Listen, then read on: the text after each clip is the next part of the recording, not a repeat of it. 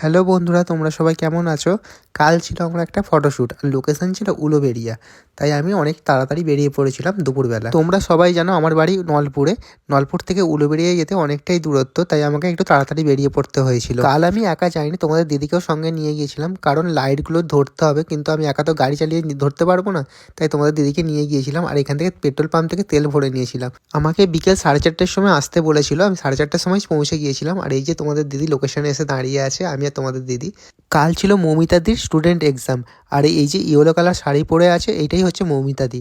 সত্যি বলতে খুবই সুন্দর সবাই সাজিয়েছিল, আমার তো খুবই ভালো লেগেছে। আর আমি এই ফার্স্ট টাইম মৌমিতাদির সাথে কাজ করলাম, আমরা তো খুবই ভালো লেগেছে মৌমিতাদির সাথে কাজ করে। ওইখানে 5টা মডেল ছিল, 5টা মডেলেই আমি ছবি তুলবো, তাই আমি ফটো তুলতে শুরু করে দিয়েছিলাম।